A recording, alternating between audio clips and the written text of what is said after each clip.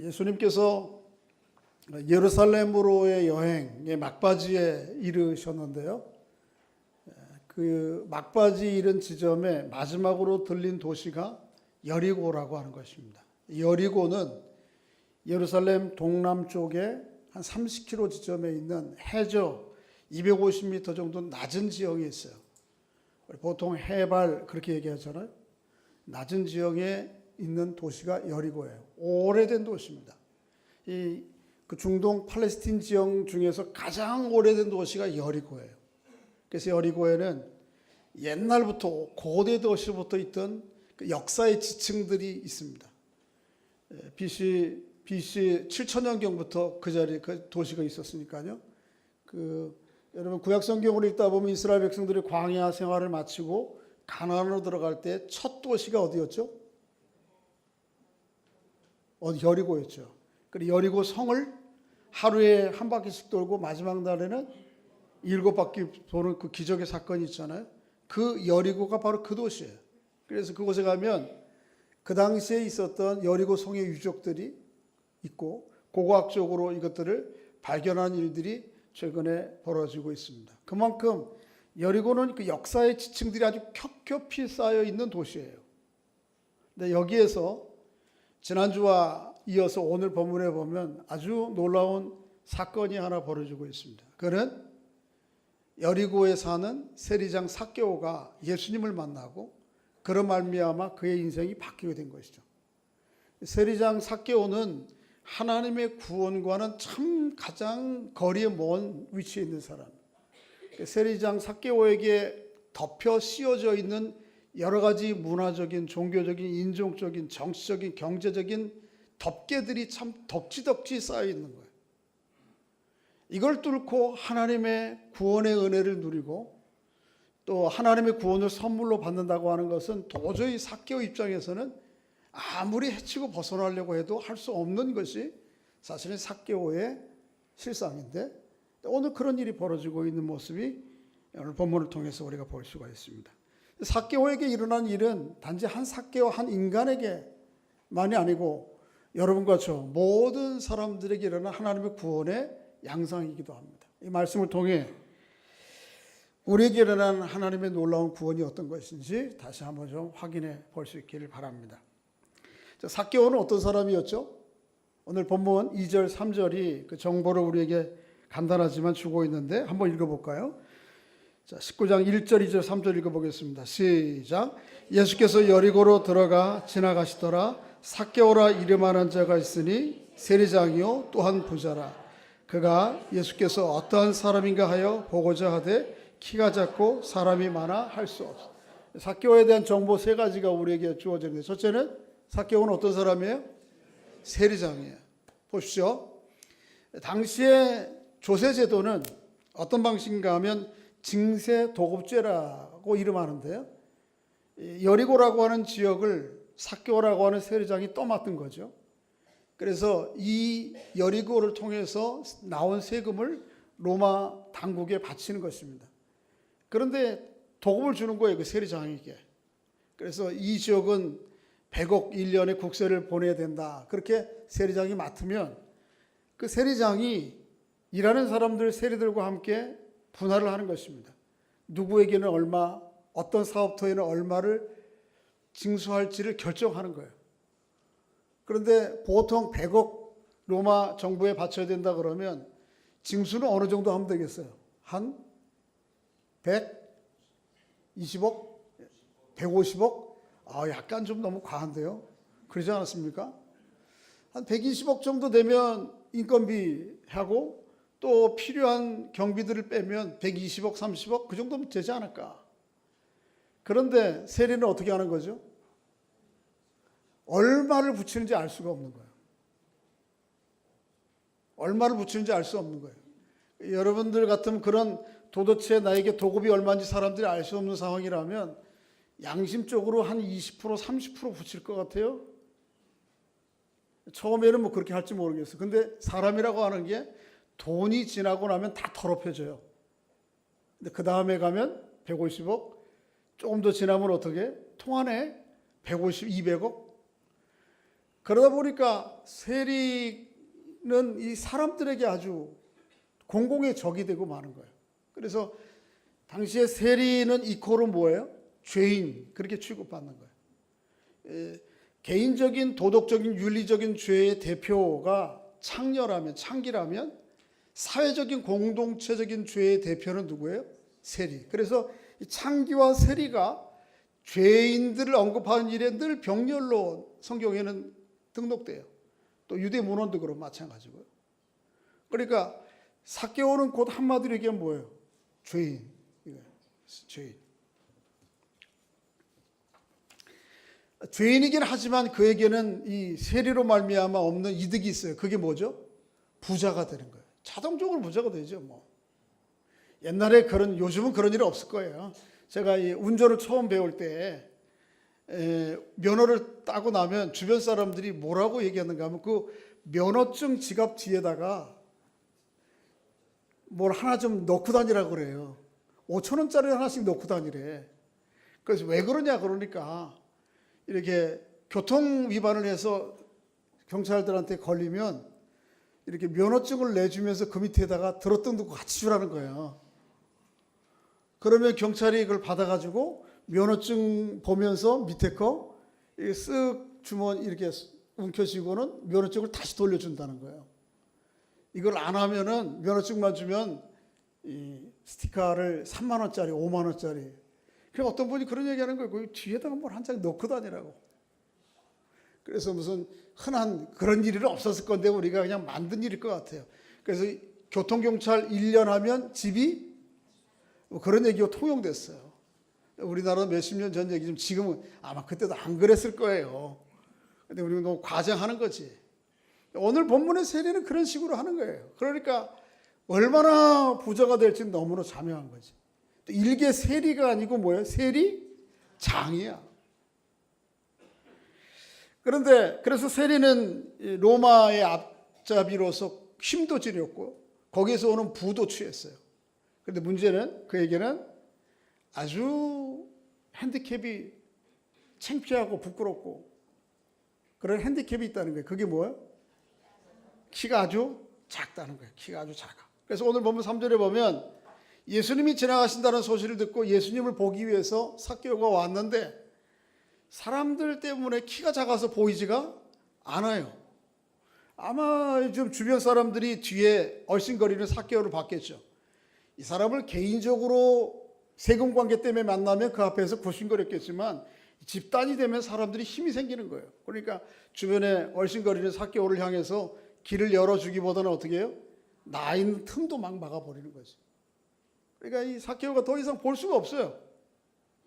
여러분 신체적으로 키가 작다고 하는 거는 아주 큰 열등감 조건 중에 하나예요. 그죠? 저는 키가 작지만 별로 그렇게 느끼지는 않습니다. 네.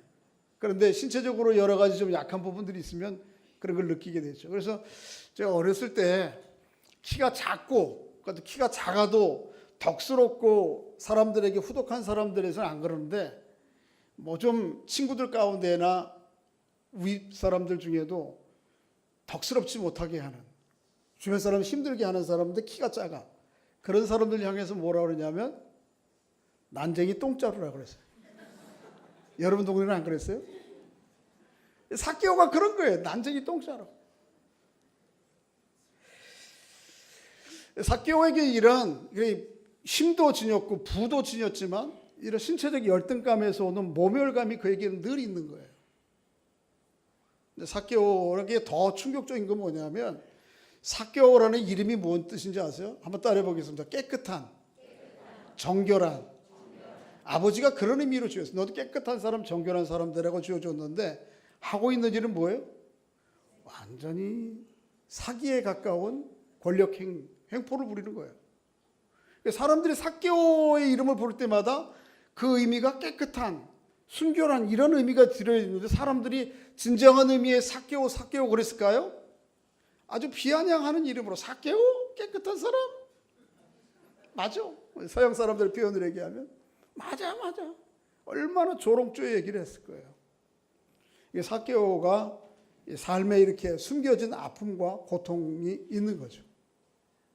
여러분과 저에게 다 마찬가지. 남들이 볼 때에는 이런저런 모양의 그런 모습이 있어도 또 한쪽에 뒤돌아 앉으면 살펴보면 참 말 못할 깊은 고통과 아픔과 슬픔이 또 스스로는 문제를 해결할 수 없는 문제들이 우리 안에 있는 것이죠. 그래서 사람들의 거절을 경험하지만 삭개오는 거기에서 물러서지 않았어요. 왜 그런지 아세요? 예수님을 만나는 것이 마지막 기회이기 때문에 그래요. 예루살렘으로 여행하는 이 여정 가운데 마지막 여정이 여기예요. 구약성경, 신약성경 누가복음 보면 다시 예수님은 이 자리에 안 오세요. 이 만남이 마지막이야. 그리고 자신의 근본적인 문제를 해결할 분이 예수님이라고 하는 것을 알고 물러서지 않았어요. 어떻게 하는가 하면 예루살렘 향해 가는 길목이 뻔하니까 지나가실 그 앞자리에 있는 큰 나무 위에 하나 올라가는 거예요. 옛날에 그걸 뽕나무라고 그랬는데 정확한 고증에 의하면 돌무화과 나무예요. 이 자리에 올라가기로 다짐한 거죠. 자, 오늘 본문 4절 읽어보겠습니다. 시작. 앞으로 달려가 보기 위하여 돌무화과 나무에 올라가니 이는 예수께서 그리로. 자, 보세요. 아직도 생각을 지금 끝나고 어떻게 할까, 점심을 뭐 먹을까, 5천 원 낼까, 10,000원 낼까 고민하는 분들이 계신데 그거 좀 내려놓으시고 저를 보세요. 여러분, 동양 사회에서 어른이 사람들 앞에서 사사로운 일들 때문에 뛰어다니는 것이 아니에요. 길거리에 돈이 떨어졌어요. 애들 같은 경우 와 뛰어가지만 어른들 같으면 뛰어가요? 에이, 처신이 없는 거지. 지하철에 자리가 하나 났어. 애들 같으면 어떻게 해요? 가서 그냥 엉덩이 갖다 내밀지만 어른은 그렇게 하는 게 아니에요. 그게 동양의 어른이에요. 그래서 삭개오는 어떻게 해요? 예수님 얼굴 보자고 뛰어가는 거예요.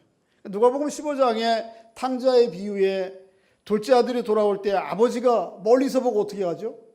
뛰어가는 거예요. 이거는 정말 체신 없는 일이에요. 창피를 혼자 다 무릅쓰는 일이에요. 오늘 삭개오가 그래요. 사회적인 외적인 지위가 높고요. 부자예요. 나이가 들었을 것이 뻔해요.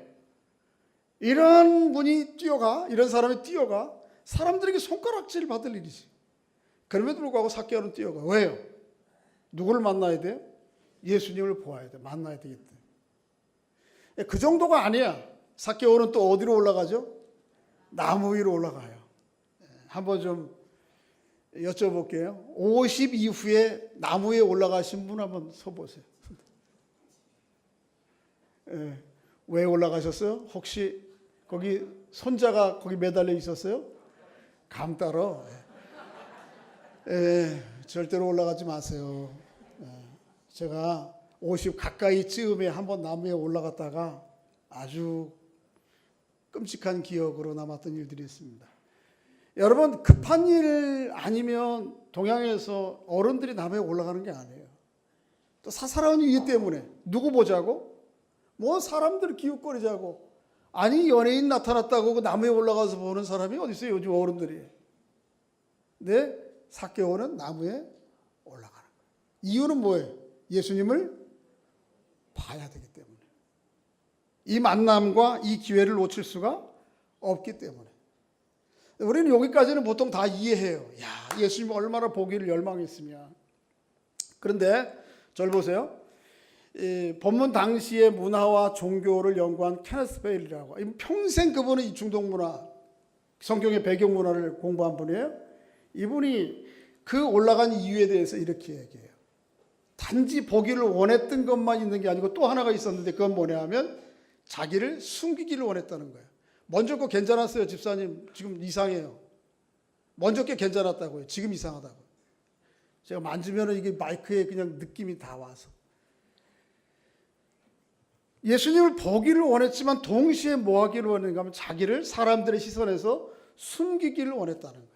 이 돌 감람나무라고 하는 게 그런 거예요. 잎이 크고 가지가 무성해서 사람이 그 나무 가지에 숨으면 사람이 올라갔는지 안 갔는지 잘 모르는 거예요. 이 두 가지 이유가 있는 거예요. 하나는 예수님을 봐야 되겠다고 하는 그 이유가 있고 또 하나는 사람들의 시선으로부터는 피하고 싶은 거예요. 그 정도로 자기가 사람들 대면하는 게 힘들고 평소에 또 이게 얼마나 창피한 일이에요. 어른들이 지금 예수님 보자고 나무 위에 올라갔다고 하면.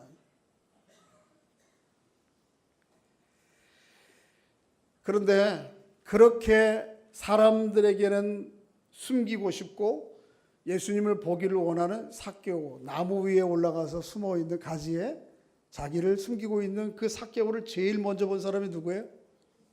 예수님이에요. 자, 한번 읽어볼까요? 5절 시작. 예수께서 그곳에 이르사 쳐다보시고 이르시되 삭개오야 속히 내려오라.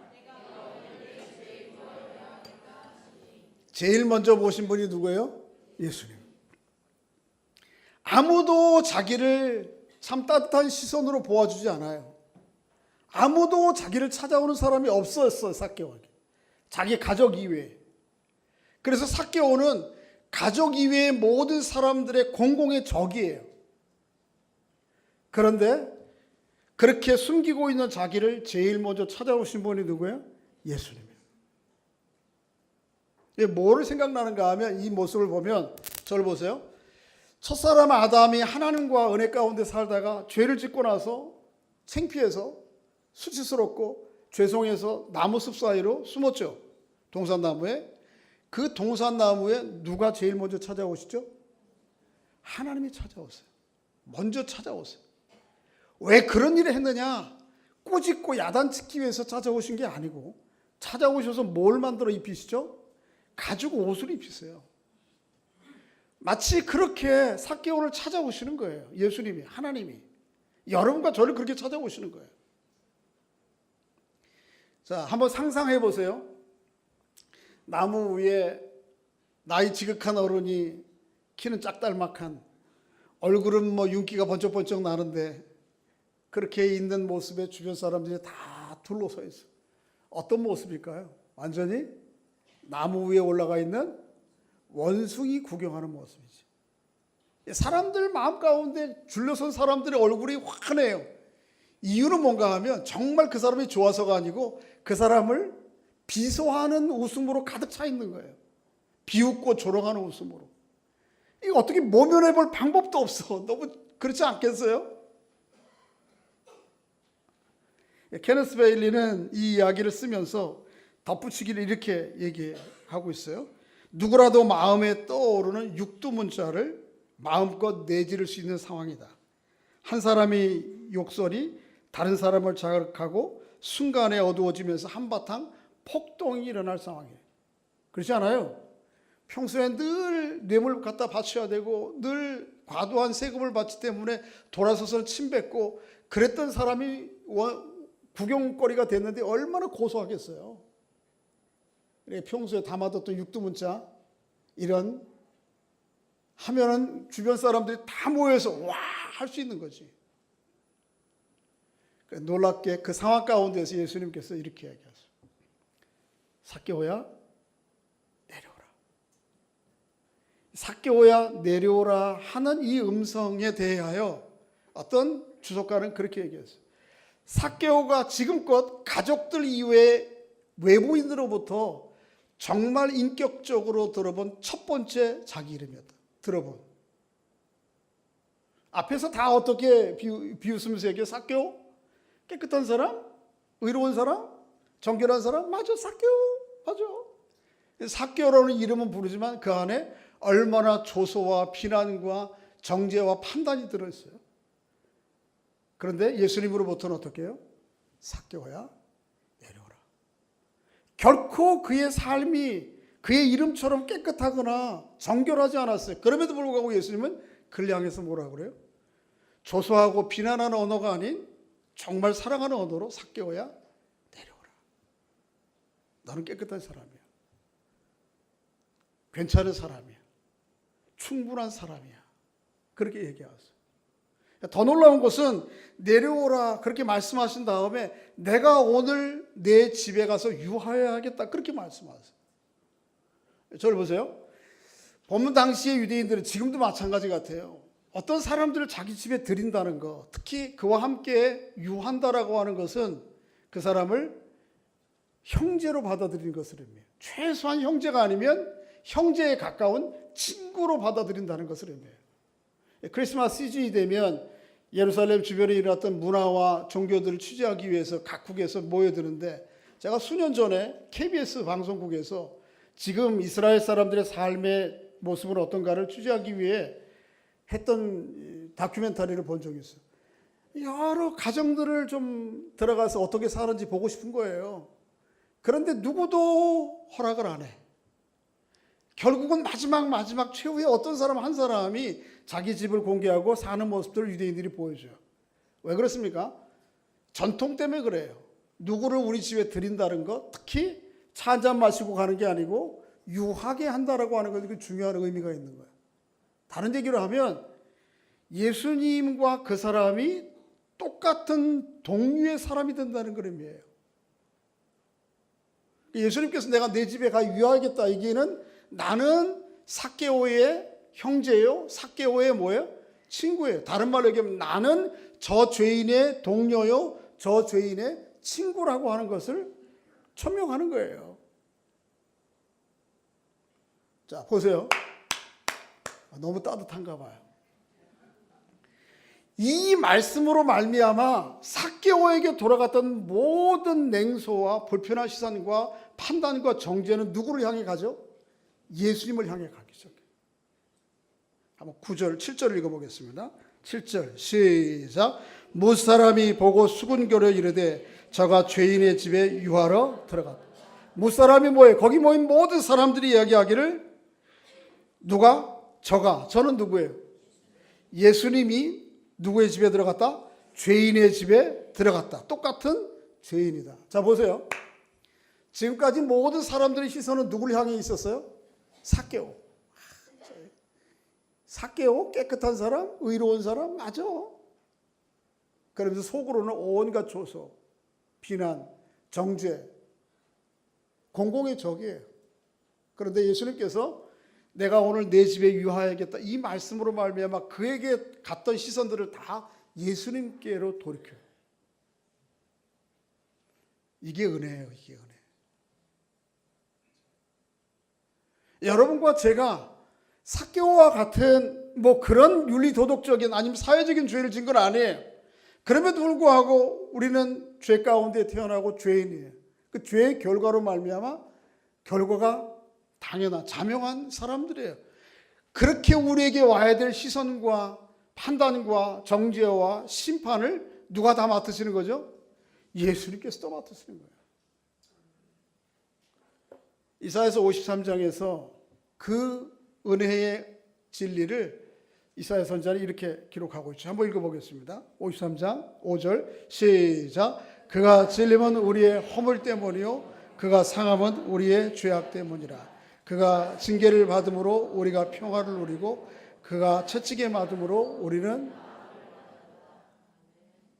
누가 또 맡으시는 거예요?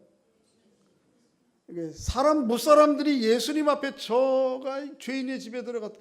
예수님 비난하고 예수님 정죄하고 예수님 심판하는 것 때문에 삭개오가 받았던 비난과 정죄와 심판들은 그쪽으로 다 넘어간 거예요. 이게 복음이에요. 이게 은혜예요. 삭개오는 단지 예수님을 보기를 원하는 그 한 가지 열망 가지고 뽕나무에 무화과나무에 올라간 건데 놀랍게도 하나님의 놀라운 은혜가 거기에 있는 거예요. 하나님의 거룩한 사랑이 그에게 부어진 거예요. 이런 은혜를 받은 사람, 사랑을 받은 사람들이 여러분과 저예요. 할렐루야. 그래서 더 이상 누구도 우리를 향해서 그런 냉소와 조소와 판단과 정죄와 적개의 시선으로 우리를 대할 수가 없어요. 누가 맡으신 거예요? 주님이 그거를 다 또 맡으시는 것이죠. 진실한 사랑과 은혜에 대해서는 진실한 반응이 있기 마련이에요. 그죠? 그래서 오늘 내가 너와 함께 너희 집에 유하겠다 이야기를 듣고 삭개오가 뛰어내려옵니다. 한번 읽어볼까요? 6절 시작. 급히 내려와 즐거워하며 영접하거든. 단지 뛰어내려와서 영접하는 것만 아니고 8절에 이렇게 이야기합니다. 예수님을 드린 다음에 시작. 삭개오가 서서 주께 여짜오되 주여 보시옵소서 내 소유의 절반을 가난한 자들에게 주게 쌓으며 만일 누구의 것을 속여 빼앗은 일이 있으면 내 갑절이나 갚겠나요? 자, 보세요. 예수님을 집에 드리고 난 다음에 예수님 앞에 서서 이야기를 합니다. 원래 유대 사람들은 밥 먹을 때에 의자, 책상에 앉아서 먹어요. 레오나르도 다빈치가 그린 최후의 만찬 그림 있죠. 그거 사실과 같을까요? 좀 다를까요? 다르죠. 레오나르도 다빈치는 그 대칭법에 의해서 식탁에 앉은 예수님의 12 제자들을 예수님의 마지막 만찬을 그리는데 그럴 수가 없어요. 유대 사람들은 식사를 어떻게 하는 거예요? 누워서 하는 거예요. 누워서. 이게 U자, 디귿자 모양으로 앉고 디귿자 그 중심에 그 주빈이 되는 분이 누워 있으면 양쪽으로 다 그렇게 누워서 비스듬히 누워서 이렇게. 제가 중동 문화가 거의 비슷한데 이집트에 언제 한번 그때 간 적이 있는데 그 게스트하우스에 좀 먹을 거를 좀 차려달라고 얘기를 배고가 고파서 기차에서 내려서 얼마 안 돼가지고 그런데 이 사람들이 먹을 거를 가져오는데 자기들끼리 먹는 것도 그러는데 어떻게 하느냐 하면 카페트 같이 이렇게 깔아져 있고 그 자리에 그냥 앉는 거예요. 거기에 거실에. 거기에 어떻게 해요? 화덕에 구운 마른 빵들을 그냥 바닥에 이렇게 던져놔. 우리는 뭐야 이거? 거기서 먹을까요? 못 먹지. 근데 이 사람들은 그 바닥에 앉아서 그 빵 주워 먹는 게 그냥 생활이에요. 그러니까 레오나르도 다빈치의 그 그림은 유럽 사람들의 시각으로 그린 거예요. 그 시대의 구조를 가지고. 근데 그렇지 않고 누워 있는 거예요. 그러니까 오늘 삭개오가 제대로 예수님에 대해서 얘기를 하려면 누워 있는 상태에 대해서 얘기하는 거예요. 밥 먹을 때, 그죠? 그럴 때 주님, 제가 제 재산의 절반을 가난한 사람들에게 줄 것이고 토색한 일이 있으면 4배를 갚겠소. 이렇게 얘기해야 되는데 삭개오는 지금 서서 이야기를 하고 있어요. 이게 의도적인 거예요. 그렇죠? 여기에 담긴 메시지가 있는 거죠. 뭐예요? 그저 삭개오가 예수님에게 어떤 외적인 자세를, 몸의 자세를 가졌냐 그 얘기를 하는 게 아니에요. 그게 아니고 뭐죠? 그가 자기에게 부어지는 하나님의 은혜와 사랑에 대해서 얼마나 시급하게 최선을 다해서 단호하게 지체 없이 반응해야 되는가를 보여줘요. 이게 하나님의 은혜와 구원을 받은 사람들 여러분과 제가 보여야 될 자세예요. 서서라고 하는 말이 많은 것들을 함축하고 있는 거예요. 그러면서 삭개오가 뭐라고 그러는가 하면 내 재산의 절반을 가난한 사람들에게 주겠다고 그래요. 지금까지 삭개오는 오로지 재산을 누구를 향해 가게 했어요? 오로지 자기 자신. 나 아니면 최소한 좀 넘어가면 우리 손가락질 당하고 비웃음 당하는 우리 자녀들. 이거 모으고 축적하는 것이 자기 인생의 이유와 목적이었어요. 주님을 만나고 나니까 생각이 바뀐 거예요. 그래서 재산을 얼마? 50%. 원래 성경에도 그렇고요. 유대인들 문헌에 보면 어떤 사람이 어떤 후덕한 자선을 베풀 때에 보통 20% 정도 하면 아주 관대한 사람으로 인정받는 거예요. 20%를 넘게 자기 재산 소유를 다른 사람들에게 나눠주면 저 사람은 지각이 좀 없는 사람이다. 그럴 수 있다라고 하는 취급받는 이 가늠선이 20%예요. 그런데 삭개오는 어떻게 해요? 자기 재산의 50%를 주겠다. 혹 다른 사람들을 속여 빼앗은 것이 있다면 원래 율법에는 어떻게 정하고 있는가 하면 50%가 아니에요. 4배가 아니에요. 그것도 20%예요. 민수기 5장 7절에 보면 그렇게 되어 있어요. 누군가를 속여 뺏은 것이 있으면 5분의 1을 덧붙여야 돼. 예를 들면 이런 거예요. 길거리 가다 자동차 접촉사고가 났어요. 내가 잘못했어요. 견적을 내보니까 얼마야? 50만 원이 들어.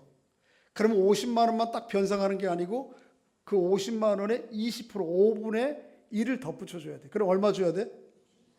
60만 원. 산수가 좀 되시는 분들은 되는 거고요. 이게 성경이 민수기 5장 7절에 있는 법이에요. 그런데 삭개오는 토색한 일이 있으면 20%가 아니고 몇 배로 갚겠다고요? 그런데 지금까지 대부분의 삭개오의 모든 재산의 축적이 정당한 방식이었어요? 아니면 좀 불의한 방식이었어요? 이거 말대로 다 해결하고 나면 삭개오에게 남는 게 있을까 없을까요? 없을 가능성이 너무 많아요. 뭘 얘기하는 거예요? 근데 그럼에도 불구하고 삭개오가 그렇게 하는 이유는 뭐예요? 자기의 후덕함을 드러내기 위한 것이에요? 아니에요. 자기의 모든 삶의 주권이 내게 있는 것이 아니고 누구에 있다는 거예요? 하나님께로부터 있다고 하는 걸 고백하는 거예요. 그리고 내 마음대로 내 재산을 취해왔고 나를 위해서만 써왔던 재산들을 오로지 당신의 뜻대로, 아버지의 뜻대로, 아버지 것이니까, 그래서 자신에게 있는 모든 주권들을 하나님 앞에 옮겨드리는 행위예요. 이게 진정한 회개예요. 이걸 회개라 그래요. 회개. 자, 저를 보세요. 회개하면 우리가 너무 감정적인 측면만 생각해서, 또 주님을 만났을 때의 마음다짐과 격정적인 감동적인 변화, 이런 터닝 포인트로만은 생각해요. 전환점이라고만. 진정한 회개는 거기에 머물지 않아요. 진정한 회개는 뭐예요? 세상의 삶에서부터 거꾸로 돌아서서 하나님께로 돌아섰을 뿐만 아니고 계속해서 그 하나님을 향해 가는 여정이에요. 종종 그 이야기 계속하면 뭐라고 그러고 나갈 분이 계실 것 같아요. 새벽 예배 얘기 안 할 건데. 가슴 치고 나 죄인이라고 얘기하는 게 이게 회개가 아니에요. 그게 전부가 아니야. 회개를 어떻게 해요? 하나님께로 돌아서서 자신의 모든 삶의 구석구석을 하나님을 뜻을 향해 살아가는 거예요.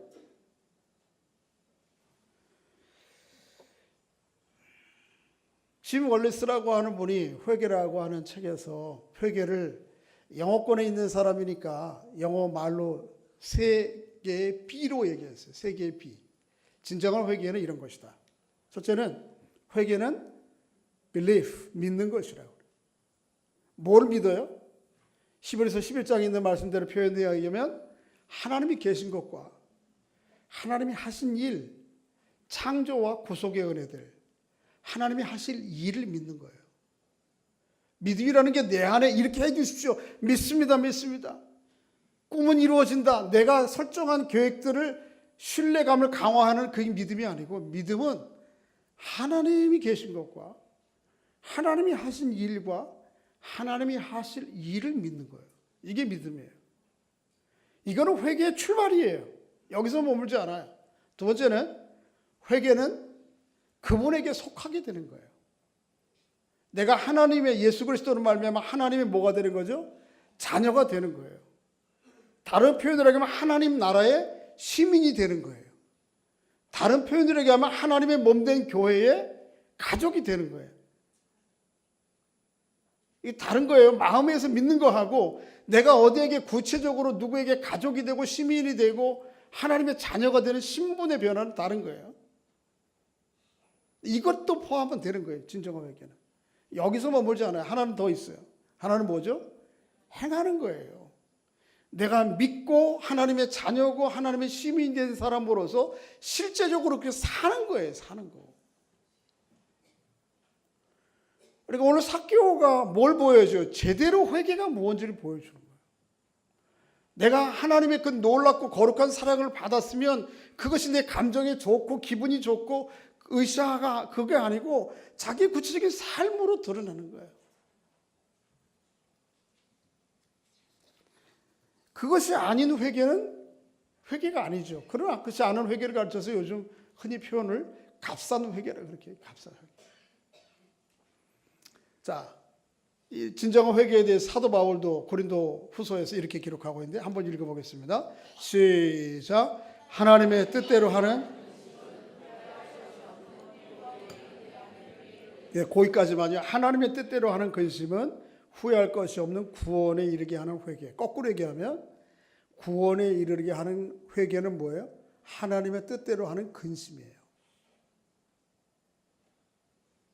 진정한 구원에 이르게 하는 회개는 하나님의 뜻대로 하는 근심.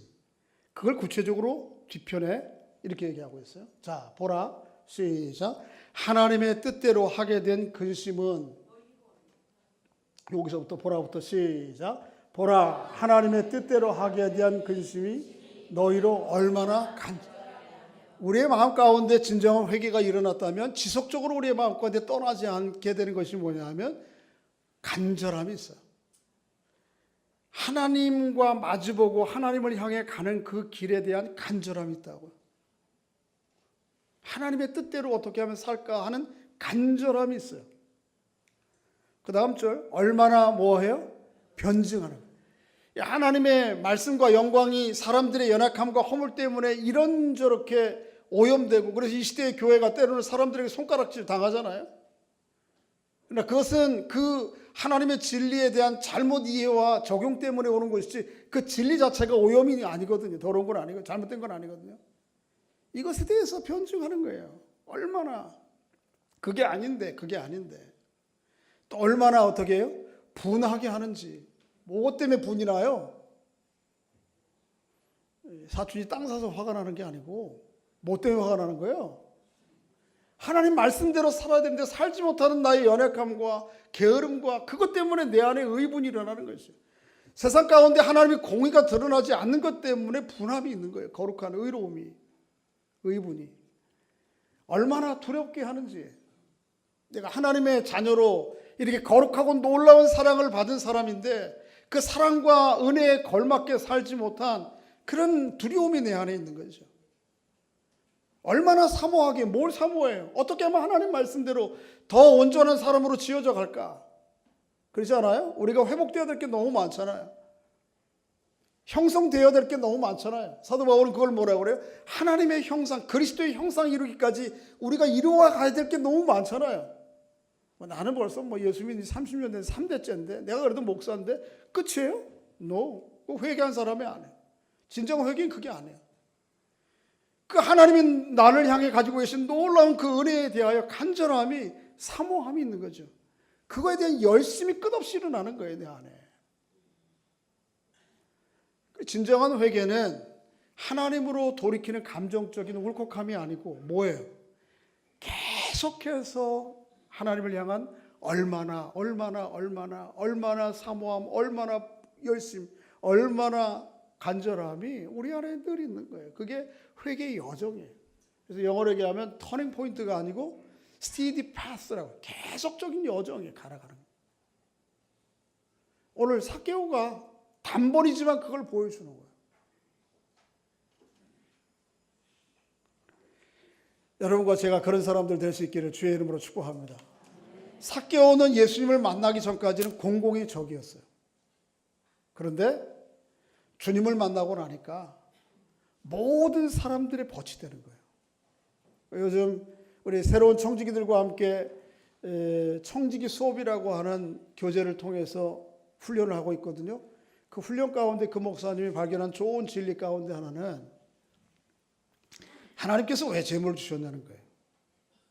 누가복음에 있는 말씀 들어서 설명해요. 한번 따라해 보겠습니다. 불의의 재물로 친구를 사귀라. 재물을 왜 주셨어요? 친구 사귀라고 준 거예요. 여러분과 저에게 있는 모든 재물은 뭘 주시려고 주신 거예요? 그거 가지고 친구 삼으라고. 그거 가지고 형제 만들라고. 우리는 거꾸로 가요, 거꾸로.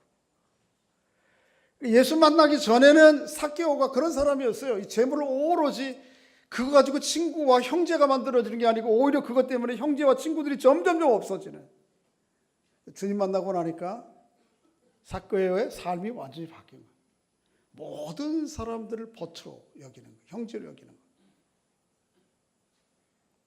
이 주님 만난 사람들의 삶의 변화예요. 여러분과 저의 미래이기도 합니다. 이제 말씀 맺겠습니다. 자, 예루살렘으로서의 예수님의 여정 가운데 마지막 머무르는 도시가 여리고죠. 그렇죠? 여리고에서 두 가지 사건이 일어나요. 하나는 뭐죠? 지난주에 살펴보았던 것처럼 길가의 소경 누구? 바디메오가 하나님의 은혜로 말미암아 그의 눈이 열리는 사건이에요. 바디메오 소경은 그 시대에 가장 사람들에게 무시되고 없고 억압받는 사람의 대표예요. 오늘 본문의 삭개오는 정반대에 있는 사람이에요. 어떤 사람이에요? 힘도 있어요. 뭐도 있어요? 부도 있어요. 억압하는 자리에 있을 수 있는. 그래서 놀라운 것은 우리가 잘못 이해하면요, 예수님은 가난하고 억압받고 고통당하고 무시당하는 사람들에게 은혜를 베푸신 줄 알죠. 오늘 본문에 전혀 정반대에 있는 사람, 힘도 권력도 부자도, 그런 사람들에게도 은혜를 베푸시는 거예요. 이 기독교의 복음의 은혜가 놀라운 것은 뭐냐 하면 모든 걸 다 덮어요. 은혜는 연약함도 덮고 가난함도 덮고, 결코 그 은혜로 말미암아 그 연약함과 부족함과 그것 때문에 열등감을 가지고 살지 않게 해요. 반대로 은혜는 모든 힘과 권력과 부를 가진 사람도 덮어요. 그래서 자기가 가진 그 힘과 재물과 모든 삶의 기회들이 자기를 향해서 결국은 자기를 망치는 도구로 사용하지 않고 하나님의 영광을 드러내는 은혜의 도구로 살아가도록, 삶으로 살아가도록 바꾸는 거예요.